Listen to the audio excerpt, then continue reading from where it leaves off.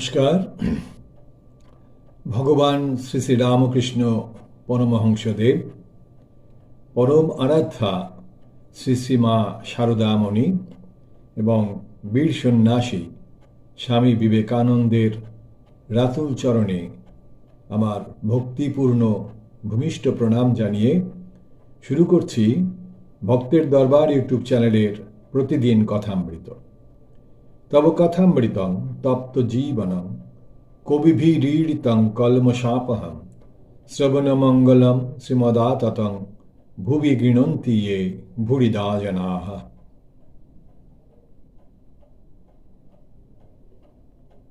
শ্রী শ্রী রামকৃষ্ণ কথামৃত আমরা পড়ব আজকে 816 পাতা।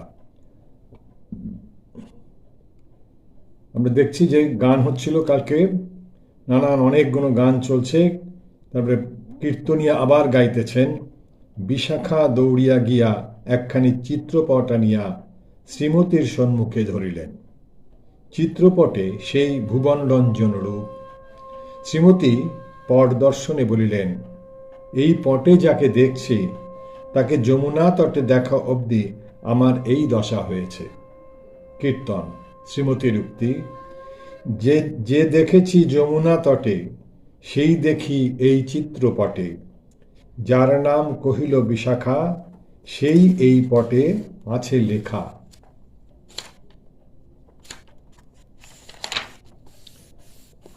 যাহার মুরলী ধ্বনি সেই বটে এই রসিক মণি, আধো মুখে যার গুণ গাথা দুটি মুখে শুনি যার কথা। এই মোর হরিয়াছে প্রাণ, ইহা বিনে কেহ নহে আন। এত কহি মুরছি পরয়ে সখীগণ ধরিয়া তোলয়ে, পুনঃ কয়ে পাইয়াছে তনে, কি দেখিনু দেখাও সে জনে। সখীগণ করয়ে আশ্বাস, ভনে ঘন শ্যাম দাস। ঠাকুর আবার উঠিলেন, নরেন্দ্রাদি সাঙ্গপাঙ্গ লইয়া উচ্চ সংকীর্তন করিতেছেন।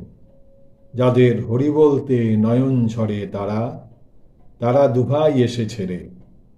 যারা আপনি কেঁদে জগৎ কাঁদায়, যারা মার খেয়ে প্রেম যাচ্ছে, যারা ব্রজের কানাই বলায়, যারা ব্রজের মাখন চোর, যারা জাতির বিচার নাহি করে, যারা আপা মরে কোল দেয়, যারা আপনি মেতে জগৎ মাতায়, যারা হরি হয়ে হরি বলে, যারা জগাই মাধায় উত্তারিলে, যারা আপন পর নাহি যাচে নাহি বাঁচে, জীব তরাতে তারা দুভাই এসেছে রে, নিতাই গৌর এসেছে রে।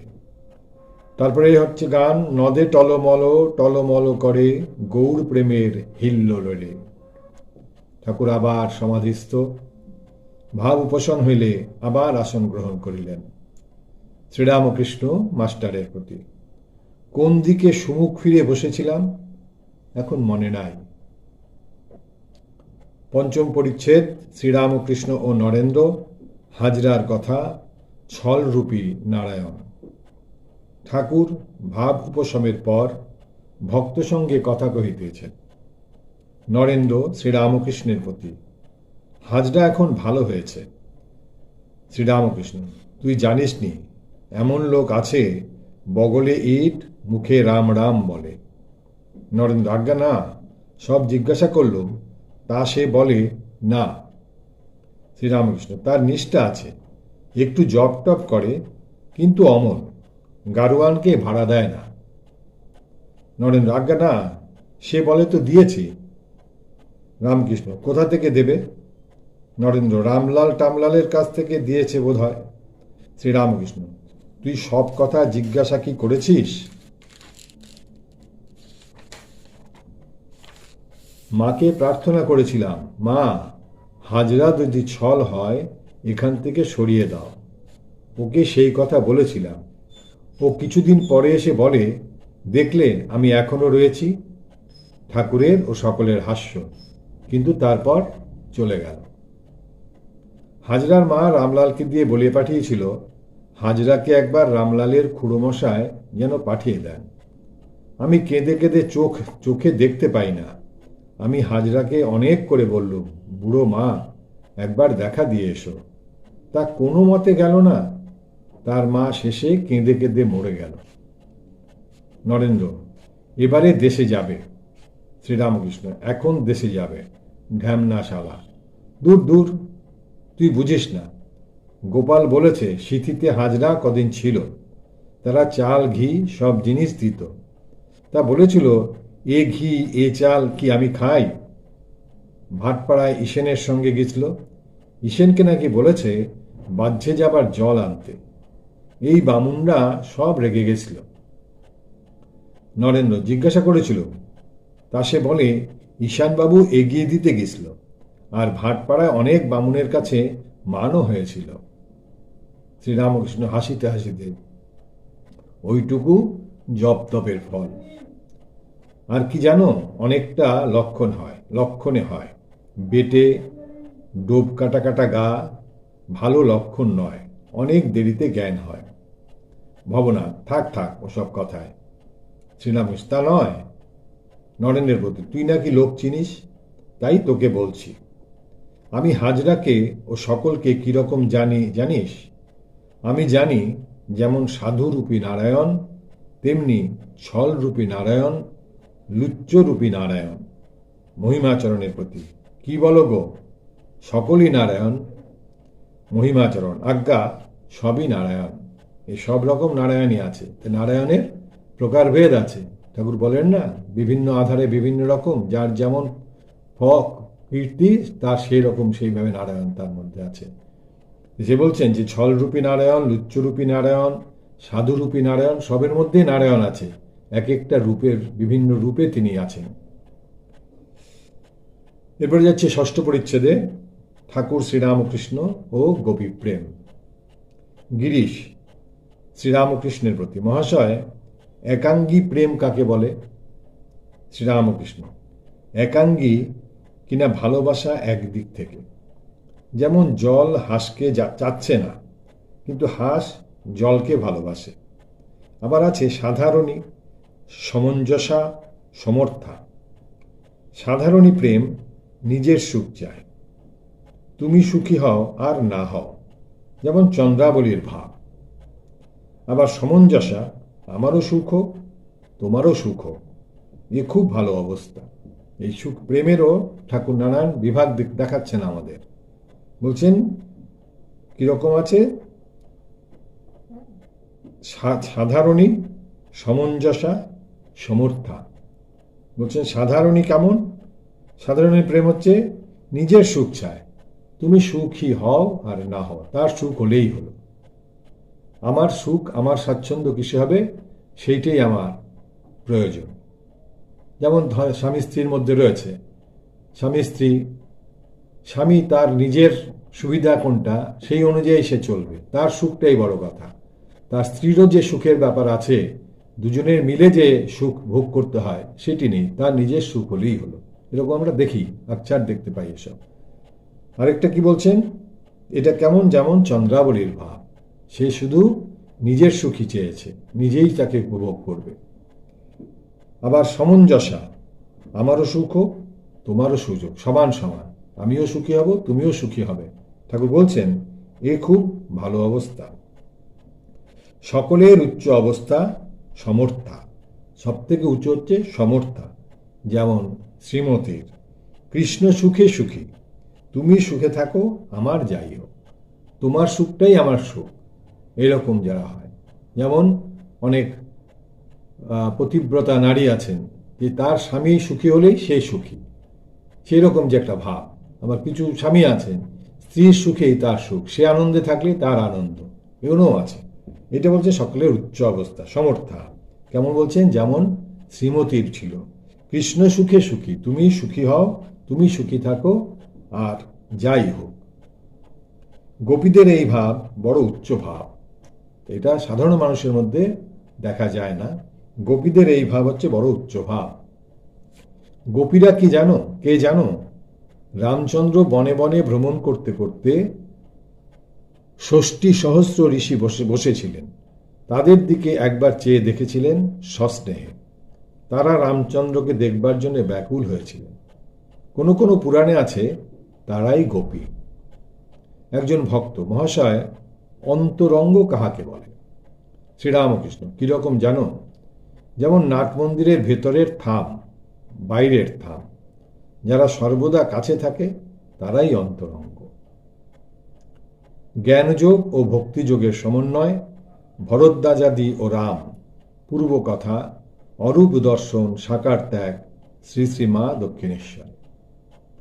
শ্রীরামকৃষ্ণ মহিমাচরণের প্রতি। কিন্তু জ্ঞানী রূপও চায় না, অবতারও চায় না। কিন্তু জ্ঞানী রূপও চায় না, অবতারও চায় না। রামচন্দ্র বনে যেতে যেতে কতকগুলো ঋষিদের দেখতে পেলেন। তারা রামকে খুব আদর করে আশ্রমে বসালেন। সেই ঋষিরা বললেন, রাম, তোমাকে আজ আমরা দেখলুম, আমাদের সকল সফল হল। কিন্তু আমরা তোমাকে জানি দশরথের বেটা। ভরদ্বাজাদি তোমাকে অবতার বলে, আমরা কিন্তু তা বলি না। আমরা সেই অখণ্ড সচ্চিদানন্দের চিন্তা করি। রাম প্রসন্ন হয়ে হাসতে লাগলেন। উহ, আমার কি অবস্থা গেছে! মন অখণ্ডে লয় হয়ে যেত। এমন কতদিন সব ভক্তি ভক্ত ত্যাগ করলুম, জ্বর হলুম, দেখলুম মাথাটা নিরাকার, প্রাণ যায় যায়। রামলালের খুড়িকে ডাকবো মনে করলুম। ঘরে ছবি টবি যা ছিল সব সরিয়ে ফেলতে বললুম। আবার হুঁশ যখন আসে তখন মন নেমে আসবার সময় প্রাণ আড্ডুপাড্ডু করতে থাকে। শেষে ভাবতে লাগলুম, তবে কি নিয়ে থাকব? তখন ভক্তি ভক্তের উপর মন এলো। তখন লোকদের জিজ্ঞাসা করে বেড়াতে লাগলুম যে এ আমার কি হলো? ভোলানাথ বললে, ভারতে আছে, সমাধিস্থ লোক যখন সমাধি থেকে ফিরবে তখন কি নিয়ে থাকবে? কাজেই ভক্তি ভক্ত চাই, তা না হলে মন দাঁড়ায় কোথায়? এবার আমরা যাচ্ছি সপ্তম পরিচ্ছেদে। সমাধিস্থ কি ফেরে? শ্রীমুখ কথিত চরিতামৃত, কুয়ার সিং। মহিমাচরণ শ্রীরামকৃষ্ণের প্রতি। মহাশয়, সমাধিস্থ কি ফিরতে পারে? শ্রীরামকৃষ্ণ মহিমার প্রতি একান্তে। তোমায় একলা একলা বলবো, তুমি এ কথা শুনবার উপযুক্ত। কুয়ার সিংয়ের ওই কথা জিজ্ঞাসা করত। জীব আর ঈশ্বর অনেক তফাৎ। সাধন ভজন করে সমাধি পর্যন্ত জীবের হতে পারে। ঈশ্বর যখন অবতীর্ণ হন তিনি সমাধিস্থ হয়েও আবার ফিরতে পারেন। জীবের থাক, এরা যেন রাজার কর্মচারী। রাজার বাড়ি পর্যন্ত এদের গতায়াত। রাজার বাড়ি 7 তলা, কিন্তু রাজার ছেলে 7 তলায় আনাগোনা করতে পারে, আবার বাইরেও আসতে পারে। ফেরে না সব বলে। তবে শঙ্করাচার্য, রামানুজ এরা সব কি? এরা বিদ্যার আমি রেখেছিল। মহিমাচরণ, তাই তো, তা না হলে গ্রন্থ লিখলে কেমন করে? শ্রীরামকৃষ্ণ, আবার দেখো, প্রহ্লাদ, নারদ, হনুমান এরাও সমাধির পর ভক্তি রেখেছিল। মহিমাচরণ, আজ্ঞা হাঁ। শুধু জ্ঞান ও জ্ঞান চর্চা, আর সমাধির পর জ্ঞান, বিদ্যার আমি। শ্রীরামকৃষ্ণ, কেউ কেউ জ্ঞান চর্চা করে বলে মনে করে আমি কি হয়েছি। কেউ কেউ জ্ঞান চর্চা করে বলে মনে করে আমি কি হয়েছি। হয়তো একটু বেদান্ত পড়েছে, কিন্তু ঠিক জ্ঞান হলে অহংকার হয় না। অর্থাৎ যদি সমাধি হয় আর মানুষ তার সঙ্গে এক হয়ে যায়, তাহলে আর অহংকার থাকে না। সমাধি না হলে ঠিক জ্ঞান হয় না। সমাধি হলে তার সঙ্গে এক হওয়া যায়, আর অহং থাকে না। কিরকম জানো? ঠিক দুপুরবেলা সূর্য ঠিক মাথার উপরে ওঠে, তখন মানুষটা চারদিকে চেয়ে দেখে আর ছায়া নাই। তাই ঠিক জ্ঞান হলে, সমাধিস্থ হলে অহংরূপ ছায়া থাকে না। ঠিক জ্ঞান হবার পর যদি অহং থাকে, তবে যেন বিদ্যার আমি, ভক্তির আমি, দাস আমি, সে অবিদ্যার আমি নয়। আবার জ্ঞান ভক্তি দুইটিই পথ, যে পথ দিয়ে যাও তাকেই পাবে। জ্ঞানী একভাবে তাকে দেখে, ভক্ত আরেকভাবে তাকে দেখে। জ্ঞানীর ঈশ্বর তেজময়, ভক্তের ঈশ্বর রসময়। শ্রীরামকৃষ্ণ ও মার্কণ্ডেয় চণ্ডী বর্ণিত অসুর বিনাশের অর্থ। ভবনাথ কাছে বসিয়াছেন ও সমস্ত শুনিতেছেন। ভবনাথ নরেন্দ্রের ভারী অনুগত ও প্রথম প্রথম ব্রাহ্ম সমাজে সর্বদা যাইতেন। ভবনাথ শ্রীরামকৃষ্ণের প্রতি: আমার একটা জিজ্ঞাসা আছে। আমি চণ্ডী বুঝতে পারছি না। চণ্ডীতে লেখা আছে যে তিনি সব টকটক করে মারছেন, এর মানে কি? শ্রীরামকৃষ্ণ: ওসব লীলা। আমিও ভাবতুম ওই কথা, তারপর দেখলুম সবই মায়া। তার সৃষ্টিও মায়া, তার সংসারও মায়া। ঘরের পশ্চিম দিকের ছাদে পাতা হইয়াছে। এবার গিরিশ ঠাকুরকে ও ভক্তদিগকে আহ্বান করিয়া লইয়া গেলেন। পাতা হইয়াছে মানে খাবার রেডি করা হয়েছে। সে বলছেন যে ঘরের পশ্চিম দিকের ছাদে পাতা হইয়াছে। এখানে পাতা হইয়াছে কথাটা এইভাবেই মাস্টারমশাই ব্যবহার করছেন। এইবার গিরিশ ঠাকুরকে ও ভক্তদিগকে আহ্বান করিয়া লইয়া গেলেন। বৈশাখ শুক্লা দশমী, জগৎ হাসিতেছে, ছাদ চন্দ্রকিরণে প্লাবিত। এদিকে ঠাকুর শ্রীরামকৃষ্ণকে সম্মুখে রাখিয়া ভক্তেরা প্রসাদ পাইতে বসিয়াছেন। সকলেই আনন্দে পরিপূর্ণ। ঠাকুর নরেন্দ্র নরেন্দ্র করিয়া পাগল।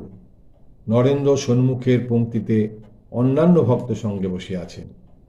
মাঝে মাঝে ঠাকুর নরেন্দ্রের খবর লইতেছেন। অর্ধেক খাওয়া হইতে না হইতে ঠাকুর হঠাৎ নরেন্দ্রর কাছে নিজের পাত থেকে দই ও তরমুজের পানা লইয়া উপস্থিত। বললেন, নরেন্দ্র, তুই এইটুকু খা। ঠাকুর বালকের ন্যায় আবার ভোজনের আসনে গিয়া উপবিষ্ট হইলেন। এই নরেন্দ্র নরেন্দ্র করে পাগল, তার প্রসাদটা নরেন্দ্রকে দিয়ে এলেন। আজকে আমরা এখানেই রাখছি। নিরঞ্জনং নিত্যম অনন্তরূপং ভক্তানুকম্পা ধৃত বিগ্রহং বৈ ঈশাবতারং পরমেশ্বমিডং তং রামকৃষ্ণ শিরসা নমামি। হরি ওম তৎসৎ। শ্রীরামকৃষ্ণার্পণমস্তু।